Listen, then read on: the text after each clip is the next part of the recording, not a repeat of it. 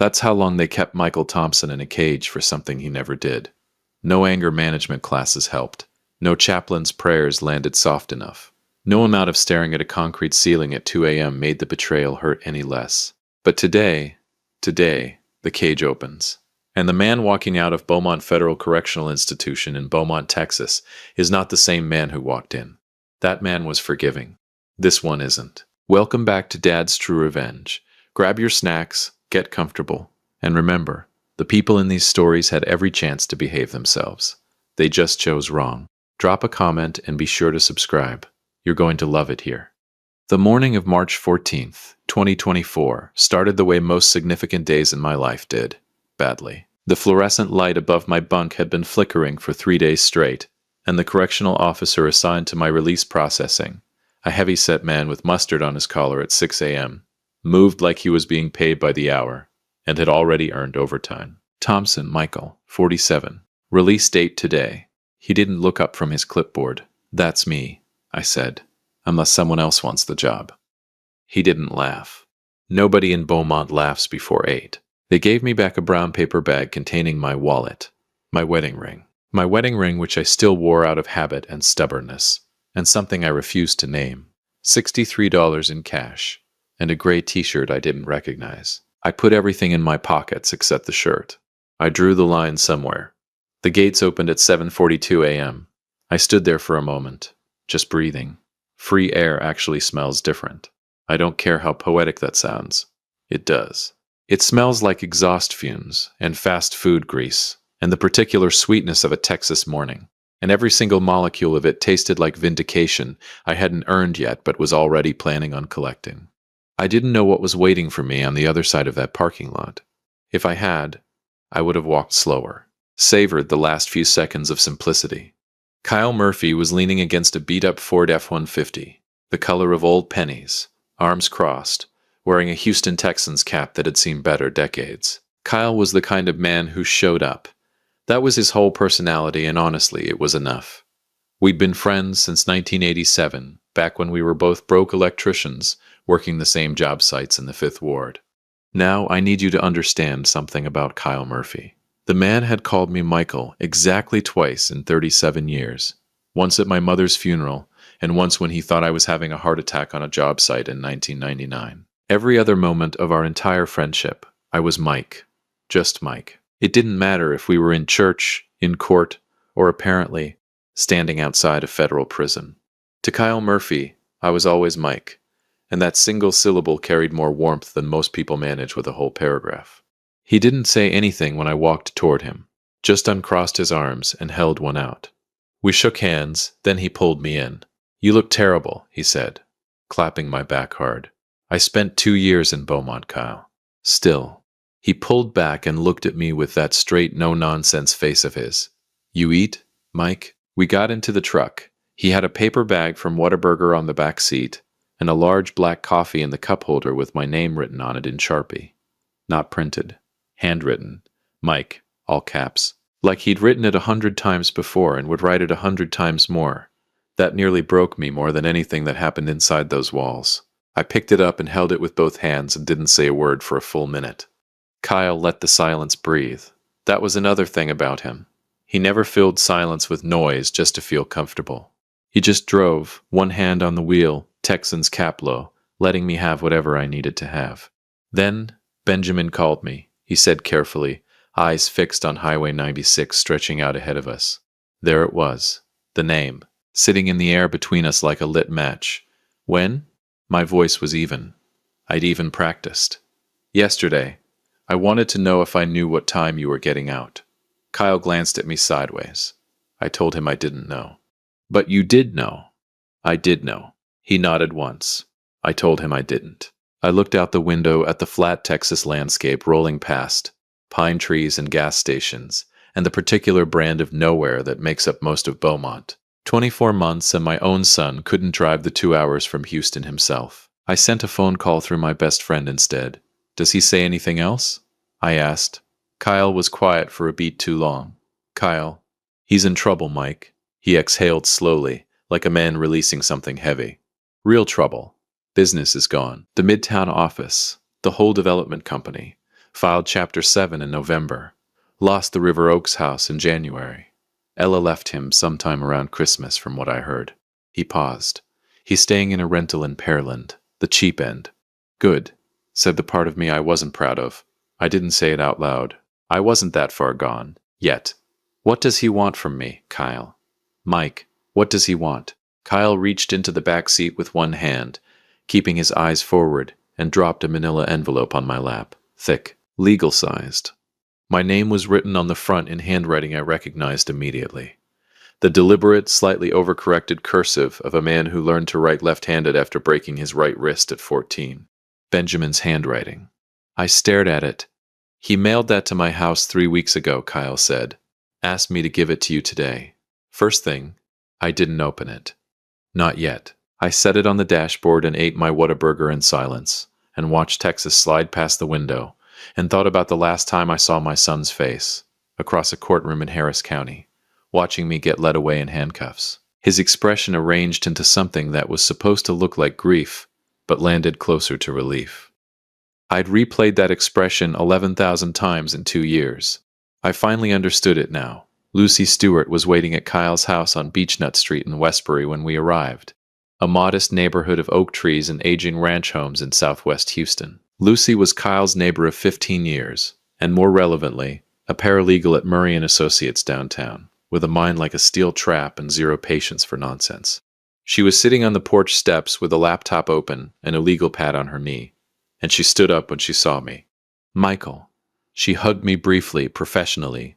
Lucy wasn't a hugger. The fact that she tried told me everything about how serious this moment was. Sit down. We need to talk before you open that envelope. You know what's in it? She and Kyle exchanged a look. Kyle showed me a copy, she said. Benjamin sent one to you and filed one with the probate court in Harris County 4 days before your release.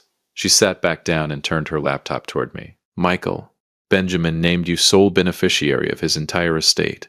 Every asset. The business holdings, the property portfolio, the investment accounts. All of it. 2 years ago, right around the time... She stopped. Right around the time he sent me to prison. I finished. Silence. So that was the game. The guilt was real. I believed that much. Benjamin Thompson had looked at what he'd done, at the man he buried alive to protect himself, and somewhere in that hollow chest of his something flinched. So he'd signed a document. Wrote my name on his life like an apology note he never intended to deliver, because he never thought he'd have to.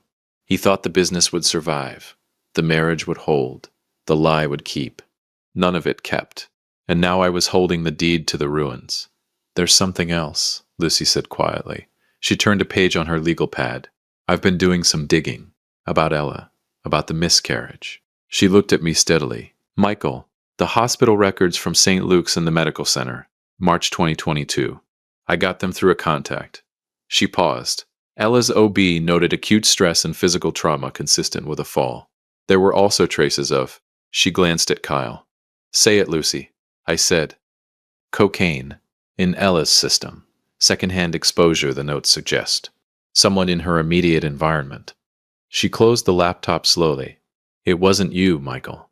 It was never you.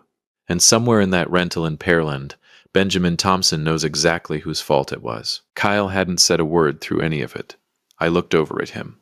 He was staring at the porch floor, jaw tight, turning his Texan's cap over and over in his hands, the way he did when he was holding back something he didn't trust himself to say out loud. Kyle, I said. He looked up. Say it. He stopped. Started again. I watched them take you, Mike. I sat in that courtroom and I watched your own son point his finger at you, and I didn't. His voice caught. I should have dug harder. Before the verdict, I should have... You're here now, I said. He nodded. Put the cap back on. Pulled the brim down low. That was the end of that conversation. I didn't know yet what I was going to do with any of this. The envelope. The records. The ruins of a son who burned his father to the ground to hide his own fire. But I knew. One thing with the cold, absolute certainty of a man who'd had 2 years to think. Benjamin Thompson was going to need something from me. And for the first time in 24 months, 3 weeks and 4 days, I held all the cards. I sat in silence. Not the comfortable kind, not the peaceful kind. The kind that sits on your chest like a man who isn't planning on moving anytime soon. I'd been sitting in that silence on Kyle's porch in Westbury for a good 20 minutes, holding a manila envelope that contained the legal skeleton of my son's collapsed life, when Lucy's phone buzzed on the porch railing. She looked at the screen. Then she looked at me. "Michael, don't tell me. He's at the end of the street." Of course he was. Benjamin Thompson always had terrible timing. As a boy, he'd walk into a room 30 seconds after the conversation ended and spend the next hour asking questions nobody wanted to answer anymore. Some things apparently don't change with age. Here he was, a grown man of 31, pulling up to the wrong address at the wrong moment on what was already the most loaded day of my life. I stood up slowly, set the envelope on the porch chair, rolled my neck once the way I used to before a long shift on a job site when I knew the day was going to demand everything I had. "Mike?" Kyle was already on his feet. "You want me to—" "I'm just saying, sit down." He sat. Lucy closed her laptop without being asked. I didn't know, standing there on that porch, that the next 40 minutes would change the entire architecture of what I was planning. I thought I was ready. I thought 2 years of rehearsing this moment in a concrete cell had prepared me for whatever Benjamin Thompson was going to walk up that driveway carrying. I was wrong about that. He looked terrible. I want to be honest about that because I refuse to be the kind of man who pretends not to notice things. Benjamin Thompson, my son, my blood, the boy I taught to ride a bike in the parking lot of a Kroger on Westheimer in 1998, looked like someone had taken the man I remembered and left him out in the rain for 2 years. He was thinner, not lean, depleted, the kind of thing that comes from skipping meals not because you're busy but because you've forgotten to care. His hair needed cutting. His jacket was the expensive kind that looks cheap when the man wearing it has stopped believing he deserves it. He stopped at the bottom of the porch steps. We looked at each other. 24 months, 3 weeks, and 4 days of imagining this moment, and neither one of us said a single word for what felt like an entire geological era. Then, Dad, one word, and the way he said it, quiet, cracked at the edges like a door that hadn't been opened in too long, did something to my chest that I absolutely refused to honor with a reaction. "Benjamin," I said. Not Ben, not son. Benjamin. Full name, full stop. I watched him register it. I watched the small flinch move across his face like a cloud shadow crossing flat ground. "Can I—" He gestured vaguely at the steps. "Can I come up?" Just barely.